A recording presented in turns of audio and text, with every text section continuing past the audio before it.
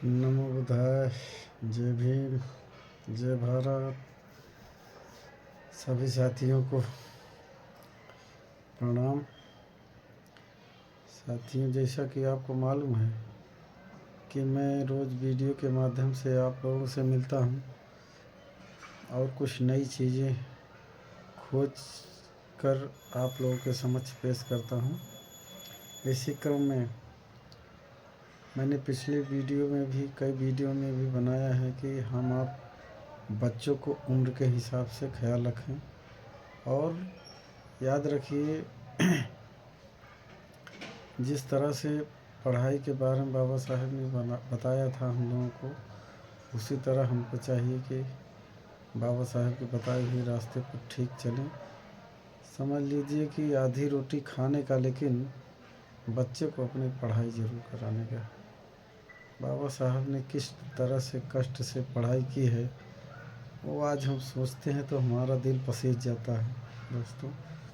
इसलिए पढ़ाई के पीछे तो कुछ भी हो जाए, अपने बच्चों को पढ़ाई के पीछे लगा के ही रखने का है। कुछ भी हो जाए, आप कहीं भी मजदूरी करो, कहीं भी जाओ, लेकिन अपने बच्चे को पढ़ाओ किसी भी हालत में। आज सोचिए आप, एक पढ़ा लिखा इंसान जब किसी अनपढ़ व्यक्ति के पैर छूता है तो अब आप समझ लीजिए कि ज़माना कितना, समाज कितना गिर गया है। देखिए आज पढ़ा लिखा और गैर पढ़ा लिखा में कितना डिफरेंस होता है।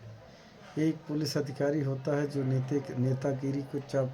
नेतागिरी का चापलूसी करता है, सोचिए आप, उसके चरणों में गिर जाता है, जबकि वो पढ़ा लिखा इंसान है। नेता एक अनपढ़ रहता है तो भी उसके चरणों में जाकर गिर जाता है। तो ये क्या है, कितना गिरोगे भाई, इतना मत गिरो। इतना गिर जाओगे तो समाज का क्या होगा।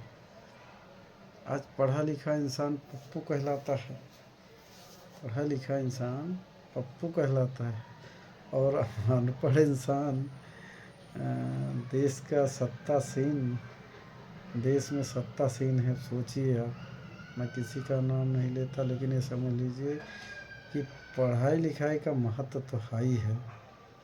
पढ़ा लिखा इंसान जीरो से करता है, जीरो से चालू करता है। कोई भी काम होता है ना तो नियम कायदे से अपना काम करता है, लेकिन एक अनपढ़ व्यक्ति वो कहीं से भी चालू हो जाता है। एक अनपढ़ व्यक्ति कहीं से भी चालू हो जाता है। इसलिए ये इंसान पढ़ाई, और बाबा साहब ने क्या कहा था मालूम है? बाबा साहब ने जो कहा था, शिक्षित बनो, संगठित हो और संघर्ष करो। आजकल हम लोग शिक्षित बनने का मतलब क्या समझते हैं मालूम है? कि किताबी कीड़ा हम लोग बन जाए, किताब नौकरी पा जाए, बस हम शिक्षित हो गए। शिक्षित तो उसको नहीं कहते दोस्त, शिक्षित तो उसको कहते हैं जो इंसान भले बुरे का फ़र्क समझे। ये वस्तु अगर चाहे कोई भी कहे, चाहे देश का प्रधानमंत्री हो, कोई शासन कोई भी हो, भगवान भी यहाँ तक कह दे कि ये नीम का पेड़ नहीं है, ये बबूल का पेड़ है, तो आप उसको कहो नहीं। नीम का पेड़ तो नीम का पेड़ ही होता है, हम उसको बबूल नहीं बोल सकते। पहले शिक्षा प्रणाली कैसी थी मालूम है आपको? शिक्षा प्रणाली वो थी कि हर एक पाठ से संदर्भ के रूप में बताया जाता था कि शायद बच्चों, इस पाठ्यक्रम से आपने क्या समझा, इस पाठ्यक्रम से हमको क्या शिक्षा मिलती है। तो बताइए, अगर एकलव्य का अंगूठा कटवाया गया, अगर उस समय बालक पूछा होता, जो शिक्षा करता था उस समय, पढ़ाई कर रहा था, वो अपने गुरुजी से पूछा होता, गुरुजी एकलव्य का अंगूठा क्यों कटाया गया? अगर गुरुजी सही से जवाब दिया होता तो क्या होता मालूम है? उस समय शिक्षा प्रणाली एकदम ध्वस्त हो जाती। जातिवाद था, पूरे चरम सीमा पे जातिवाद था। बोलिए, कर्ण जो था, खानदानी था, राजा था, लेकिन बस एक शंका की वजह से कि एक सूद पुत्र है। सोचिए आप, कितनी जात प्रथा थी पहले। उस जात प्रथा को किसने ख़त्म किया? बाबा साहेब फूले, पेरियार, ललई सिंह यादव और जितने भी महापुरुष थे। शिक्षा की देवी आज किसको बोला जाता है? शिक्षा की देवी किसको बोलना चाहिए? शिक्षा की देवी सरस्वती को शिक्षा की देवी कहा जाता है। बताइए, न तो उनका डिग्री का पता है, न तो उन्होंने कोई स्कूल खुलवाया है, न तो क्या किया है शिक्षा के बारे में। क्या किया उन्होंने? बताइए ना, बताइए ना क्या किया है। लेकिन सावित्री बाई, फातिमा शेख, जिन्होंने शिक्षा की नींव रखी, जिन्होंने शिक्षा अपने ऊपर, उनके ऊपर कीचड़ फेंक दिया जाता है, फिर भी समाज को आगे बढ़ाया ना, अधिकार दिलवाया, हर एक समाज की स्त्रियों का अधिकार दिया। और लोग बाबा साहेब से कहते हैं कि ये तो फला जात के हैं, इनसे हमसे क्या मारे भाई। आज हर एक स्त्री को बाबा साहेब के बारे में सोचना चाहिए, पढ़ना चाहिए। जिस दिन पढ़ के समझ जाएगी ना, उसको मालूम पड़ेगा कि बाबा साहेब की वजह से आज इस समाज में स्त्री का क्या स्थान है। सोचिए आप दोस्तों, बहुत कुछ बातें हैं, बहुत कुछ हमारे इतिहास में बातें दफन है। इतिहास सच्चा होता है। इतिहास के बारे में बात करने जाएंगे ना तो बहुत कुछ है, लेकिन ना तो आपके पास समय है सुनने का, ना मेरे पास है बात करने का। फिर भी हमारे दिल की इच्छा थी कि हम वीडियो बनाए, आपके संपर्क में रहें, मीडिया के संपर्क में रहें। जो कुछ त्रुटि हो कृपा करके प्लीज़ आप लोग कमेंट कीजिए, कमेंट कीजिए। अगर बात अच्छी लगे तो इसको दूसरे को शेयर कीजिए कि भाई फला व्यक्ति ने ये बात बोला था। मैं योगेंद्र भारती, तो भारती साहब ने ये बात बोली थी क्यों बोली थी, ज़रा सोचिए ना। राजनीति राजनीति बहुत बहुत अच्छी चीज़ नहीं। राजनीति बहुत ही गंदी चीज़ है। जिस समाज में, जिस देश में, जिस परिवार में, जिस घर में राजनीति हो जाती है ना, वो घर बर्बाद हो जाता है, समझ लीजिए। राजनीति में नहीं जाओ।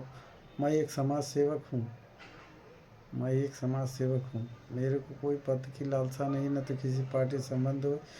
पार्टी से अगर नाता है तो वो बसपा से है। बसपा से दूर दूर तक मैंने आज तक उसमें एक पैसे का चंदा नहीं दिया कभी भी।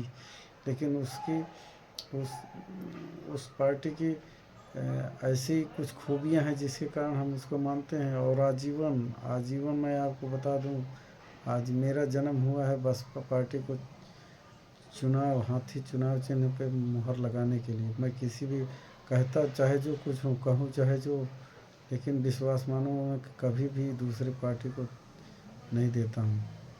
कुछ भी कहो आप, कुछ भी कहो, अंधभक्त कहो, इसको अंधभक्त भी कह सकते हैं लोग।